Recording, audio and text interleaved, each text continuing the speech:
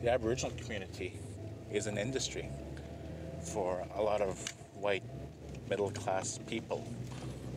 You know, we have childcare workers, social workers, we have police officers, judges, just a lot of people that are looking after the Aboriginal community, providing a program or a service.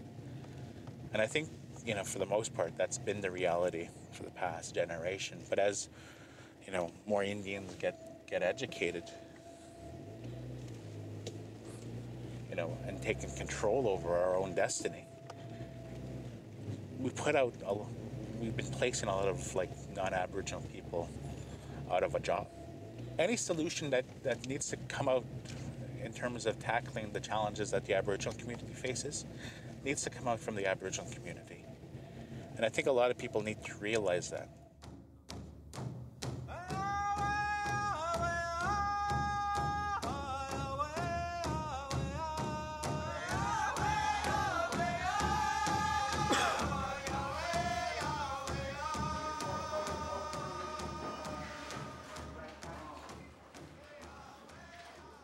If you want to live on your own, then you're going to live in the ghetto or somewhere.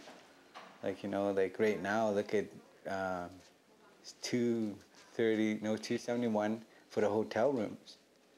Like, you know, now, like, and meanwhile, you're living with a whole bunch of drunks and a whole bunch of drug dealers, whatever. Like, you know, who wants to live like that, huh? It's hard. It is hard. And like, even to find a place, like what you're trying to say is to find a place, it's like people just want young women in there because they're lonely or whatever, but people don't even care about other people, like, you know, how they feel. They just want people that are gonna be used.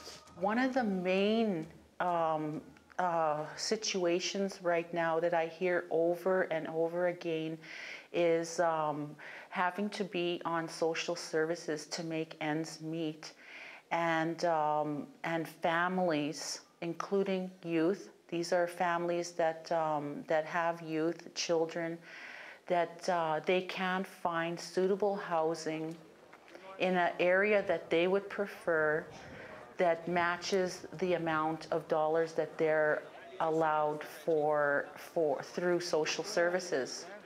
So most of these families, given that social services has already given you the basic minimum living allowance because they don't want to perpetuate dependence on social services. They don't want to empower you to rise and move forward, because there's this thinking within the ideology, within the welfare system, that if we give people too much, they'll stay and it'll be a free handout.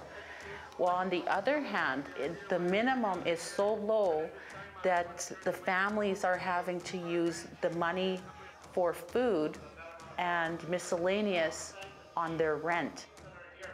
If you are on social assistance, you don't have enough money to buy decent housing. So you're forced by governments and systems themselves to live in inadequate and unsafe and unclean premises. And it doesn't make sense to me that that should happen. And, I mean, we all know now how high the rents have gone. Do you get any increase in social assistance? No. People are treated like they should be grateful for what they get. You know, live in absolute poverty. They're not treated often. You know, people want to go to school or they want to better their situation. They're not supported. You know, get out and get a job. Well, there's, you know, racism as well and alive in Winnipeg.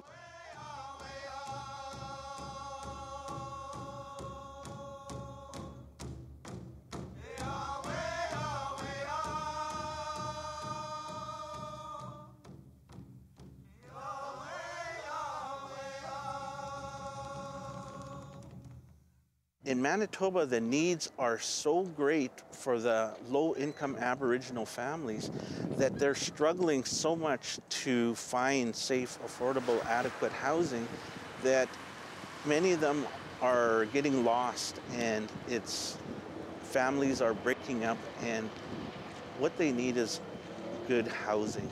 In some cases, a family of 4, and those that are in poverty, the 20%, they're often $10,000 below.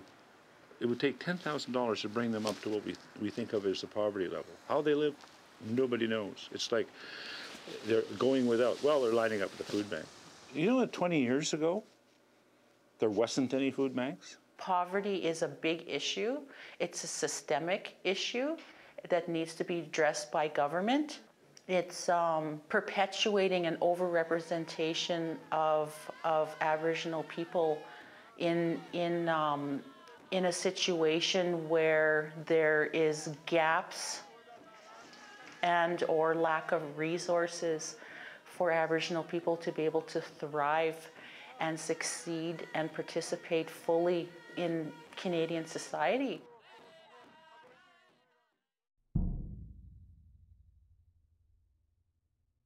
Since I was growing up, it was group homes, foster homes, like, you know, youth center, Seven Oaks, Mill Center, like everything, every juvenile home there is in this, I've been there. Everybody finds a scapegoat to get away from their problems, away from their kids, away from their wives, away from everything around them. Like, you know, like that dome, it's like a dome downtown, you know what I mean? Like, you know, it's just like a big dome, and once somebody causes a trouble for that person, it's gonna start connecting. It's gonna start connecting, and everybody's gonna deal with that problem. Then after it's all in that dome, it's gonna stay in there, and it's gonna keep on staying in there. You know what I mean? It's just like anywhere you go. From Jarvis to downtown. It's just like one big family. It's just like prison. Like, you know, it's a terrible, terrible environment. I'm living with my sister right now. Where's that? In the North End, in the development, so. How long have you been there for? Since December. It's like, it's getting to be kind of tough because it's like a family thing, and I'm not used to a family thing. I'd give my last buck for anybody, like, you know, no matter what. That's how I am. Noble thing. Because, yeah, well, it is, because, like, you know, people helped me when I was on that street.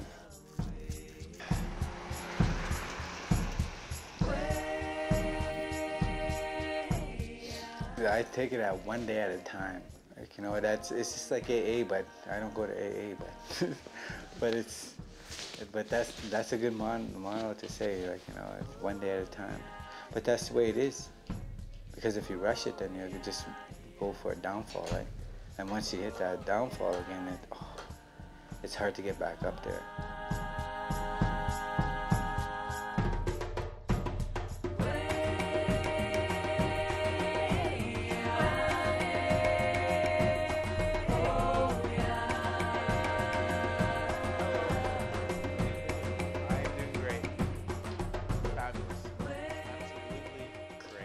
Every day is always a new day to wake up to because you never know what you're expecting. What are you expecting today? A little more freedom. I had an addiction problem, and it brought me down to over here where I just wanted to quit and get away from everybody. So I just ended up just coming out here and learning it for myself to stay away from the other people where I was living, and they were doing it all the time. So when I came down to live on the street, I was like, well, I have to learn to survive and try and make a new start for myself. And that's what I started doing. Like, how long have you been homeless? For about like 2 years. Yeah. I've been going from one house to another house to another house, from friend houses, families' houses, things like that, not have anything of my own. It's a real life experience of surviving the winter here. And there's lots of little places, little tricks of being homeless, of being warm, and, you know, just being polite and everything. Then, you know, you get to stay warm at these certain places that you get to go to.